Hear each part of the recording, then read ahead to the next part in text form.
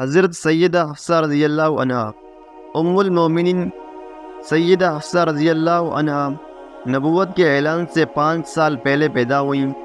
آپ حضرت عمر بن خطاب رضی اللہ عنہ کی بیٹی ہیں۔ آپ کی والدہ کا نام زینب بنت مظعون تھا۔ یہ مشہور صحابی حضرت عثمان بن مظعون رضی اللہ عنہ کی بہن تھی، خود بھی صحابیہ تھیں۔ سیدہ حفصہ رضی اللہ عنہا حضرت عبداللہ بن عمر رضی اللہ عنہ کی بڑی بہن ہیں۔ آپ جوان ہوئی تو آپ کا پہلا نکاح خنیس بن حذافہ سے ہوا۔ دونوں نے اچھے میاں بیوی کی طرح زندگی بسر کی۔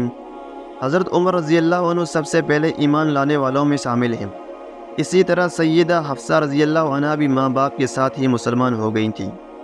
آپ کے شوہر خنیس بن حذافہ رضی اللہ عنہ بھی مسلمان تھے۔ مطلب یہ ہے کہ جب حضرت حفصہ رضی اللہ عنہا نے ہوش سنبھالا اس وقت اسلام کا نور پھیلنے لگا تھا۔ پھر اللہ تعالیٰ نے حضور صلی اللہ علیہ وسلم کو ہجرت کا حکم فرمایا۔ صحابہ اکرام رضی اللہ عنہم نے بھی حکم ملنے پر ہجرت شروع کی۔ سیدہ حفصہ رضی اللہ عنہ اور آپ کے شوہر نے بھی مدینہ منورہ کی طرف ہجرت فرمائی۔ مدینہ منورہ میں ان کی زندگی خوشگوار گزر رہی تھی کہ 2 ہجری میں غزوہ بدر پیش آیا۔ حضرت خنیس رضی اللہ عنہ نے بھی اس غزوہ بدر میں شرکت کی، میدان جنگ میں بہادری کے جوہر دکھائے۔ اس جنگ میں انہیں کچھ گہرے زخم آئے، انہی زخموں سے انہوں نے شہادت پائی۔ بعض روایت میں ہے کہ انہوں نے غزوہ احد میں بھی شرکت کی تھی، اور غزوہ احد میں جو زخم آئے تھے شہادت ان سے ہوئی تھی۔ سیدہ حفصہ رضی اللہ عنہا بیوہ ہو گئیں تو حضرت عمر رضی اللہ عنہ ان کے لیے فکر مند ہو گئے۔ وہ چاہتے تھے کہ بیٹی کا نکاح کر دیں۔ انہی دنوں حضور صلی اللہ علیہ وسلم کی بیٹی سیدہ رقیہ رضی اللہ عنہا کا انتقال ہو گیا۔ یہ سیدنا عثمان رضی اللہ عنہ کی زوجہ تھیں۔ سیدنا عمر رضی اللہ عنہ نے سیدنا عثمان رضی اللہ عنہ کو ایک دن بہت غمگین پا کر پوچھا، بھائی عثمان کیوں غمگین ہے؟ انہوں نے فرمایا، میرے غمگین ہونے کی وجہ یہ ہے کہ میرے اور حضور صلی اللہ علیہ وسلم کے درمیان جو سسرالی رشتہ تھا وہ ختم ہو گیا ہے۔ اس پر عمر رضی اللہ عنہ بولے، اگر آپ پسند کریں تو میں اپنی بیٹی حفصہ کی شادی آپ سے کرنے کے لیے تیار ہوں۔ انہوں نے جواب میں کہا، میں اس بات پر غور کروں گا۔ یہ سن کر حضرت عمر رضی اللہ عنہ نے فرمایا، اچھی بات ہے، آپ غور کر کے مجھے بتائیں۔ چند روز بعد حضرت عمر رضی اللہ عنہ کی حضرت عثمان رضی اللہ عنہ سے ملاقات ہوئی تو معلوم ہوا حضرت عثمان رضی اللہ عنہ اس رشتے پر تیار نہیں ہیں۔ اب سیدنا عمر رضی اللہ عنہ حضرت ابوبکر صدیق رضی اللہ عنہ سے ملے۔ آپ نے ان سے بھی یہی کہا، اے ابو بکر، اگر آپ پسند کریں تو میں اپنی بیٹی کا رشتہ آپ سے کرنے کے لیے تیار ہوں۔ حضرت ابوبکر صدیق رضی اللہ عنہ ان کی بات سن کر خاموش ہو گئے، انہوں نے کوئی جواب نہ دیا۔ اس پر انہیں رنج محسوس ہوا۔ اس کے بعد خود حضور صلی اللہ علیہ وسلم نے خود حفصہ رضی اللہ عنہا سے نکاح کی خواہش ظاہر کی، اور اس طرح ان کا نکاح حضور صلی اللہ علیہ وسلم سے ہو گیا۔ ایک روز حضرت عمر رضی اللہ عنہ کی ملاقات حضرت ابوبکر صدیق رضی اللہ عنہ سے ہوئی تو ابوبکر رضی اللہ عنہ نے فرمایا، اے عمر، چند دن پہلے تم نے مجھے اپنی بیٹی حفصہ سے نکاح کی پیشکش کی تھی، اور میں تمہاری بات سن کر خاموش رہا تھا، اور تمہیں میری خاموشی ناگواری گزری تھی۔ اب میں آپ کو بتاتا ہوں کہ میں کیوں خاموش رہا ہوں۔ چند دن پہلے حضور صلی اللہ علیہ وسلم نے حفصہ رضی اللہ عنہا کا ذکر مجھ سے کیا تھا، اور میں آپ کے راز کو ظاہر نہیں کرنا چاہتا تھا۔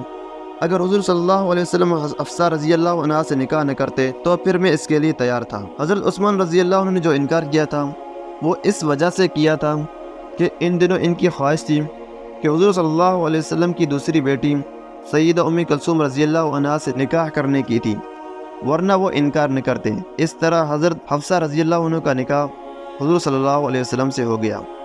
یہ نکاح 2 ہجری میں ہوا، ایک روایت میں 3 ہجری میں ہوا۔ نکاح کے بعد حفصہ رضی اللہ عنہ حضور صلی اللہ علیہ وسلم کے گھر میں رہنے لگیں۔ آپ کی ازدواجی زندگی بہت خوشگوار تھی۔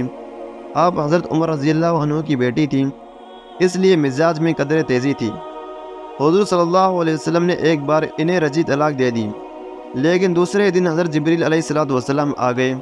انہوں نے اللہ کا یہ پیغام آپ کو پہنچایا، اے اللہ کے رسول، عمر پر شفقت فرماتے ہوئے حفصہ کو اپنے نکاح ہی میں رکھیں۔ یہ بہت زیادہ روزے رکھنے والی ہیں، راتوں کو بہت نماز پڑھنے والی ہیں، اور یہ جنت میں بھی آپ کی بیوی ہوں گی۔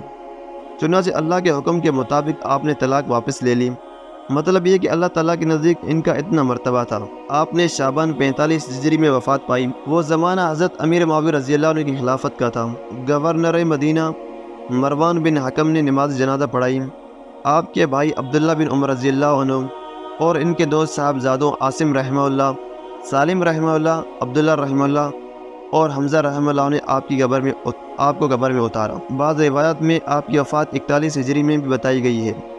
وفات کے وقت آپ کی عمر 63 سال کے قریب تھی۔ وفات کے وقت آپ نے اپنے بھائی حضرت عبداللہ بن عمر رضی اللہ عنہ کو بلا کر وصیت فرمائی۔ اس وصیت میں آپ نے اپنی زمین صدقہ کر دی۔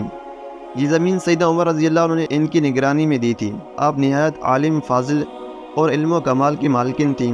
آپ نے تقریباً 60 احادیث روایت کی ہیں۔ آپ کے خاندان کے 7 آدمیوں نے جنگ بدر میں شرکت کی۔ ان کے نام یہ ہیں: آپ کے والد حضرت عمر رضی اللہ عنہ، چچا زاد اور شوہر خنیس، 3 ماموں عثمان بن مظعون، عبداللہ بن مظعون اور قدامہ بن مظعون، اور ان کے ماموں کے بیٹے صاحب بن عثمان بن مظعون رضی اللہ عنہ۔ آپ کے یہاں کوئی اولاد نہیں ہوئی۔ آپ بہت روزہ دار اور راتوں کو جاگنے والی تھیں، یہاں تک کہ انتقال کے وقت بھی روزے سے تھیں۔ اللہ کی ان پر کروڑوں رحمتیں نازل ہوں۔